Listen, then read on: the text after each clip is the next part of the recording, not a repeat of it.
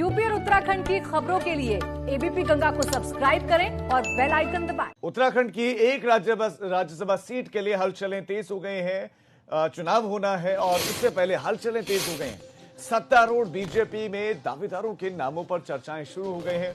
सबसे आगे जिस शख्स का नाम आ रहा है उसमें पूर्व सीएम विजय बहुगुणा का नाम है। बीजेपी के उत्तराखंड बीजेपी के प्रभारी श्याम जाजू भी इस रेस में है। सीट के दावेदारों में महेंद्र पांडे का नाम भी है। राज्यसभा सीट के लिए 9 नवंबर को चुनाव होगा। बीजेपी के सियासी हलकों में सुरेश भट्ट का नाम भी है। तो कुछ नाम हम आपको बता रहे हैं। इन नामों की चर्चा है।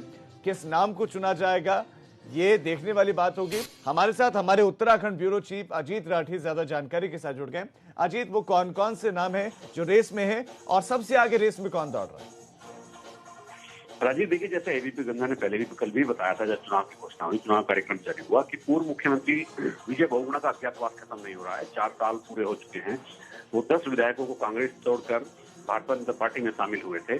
तो ये माना जा रहा है, मतलब तर्क संगत ये बात एक मानी जा रही है कि विजय बहुगुणा का चांस हो सकता है।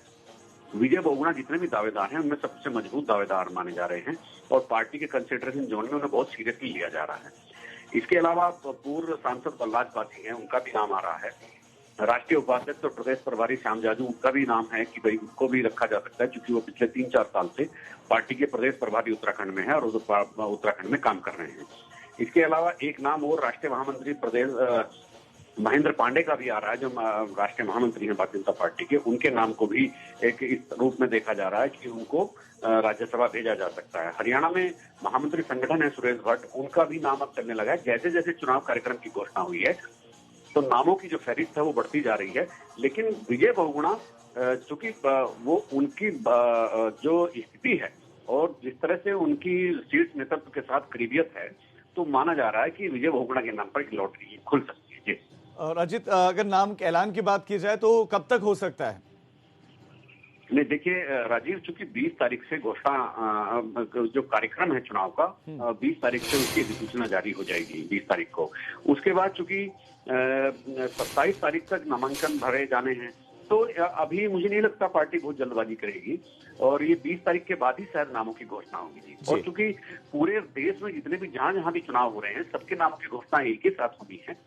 मतलब चूंकि 10-11 सीटों पर उत्तर प्रदेश में भी है, 1 सीट पर उत्तराखंड में है, तमाम राज्यों में जो सीटें खाली हुई हैं, तो मुझे लगता है जैसे दूसरे दल कर रहे हैं तो एक ही साथ वो घोषणा होगी। और हो सकता है कि उत्तराखंड के लिए अलग से कोई घोषणा कर दी जाए, लेकिन अभी थोड़ा सा मुझे लगता है कि हफ्ते भर का समय लगेगा। जी अजीत, आपका इस तमाम जानकारी के लिए शुक्रिया। तो बहुत से नाम है जो चर्चा में, लेकिन विजय बहुगुणा का नाम सबसे आगे रेस में है। हालांकि इसमें श्याम जाजू भी हैं, महेंद्र पांडे भी हैं। ये वो नाम है जो इस लिस्ट में है। अब टिकट किसको मिलता है ये वक्त बताएगा और चर्चाएं जरूर हो रही हैं।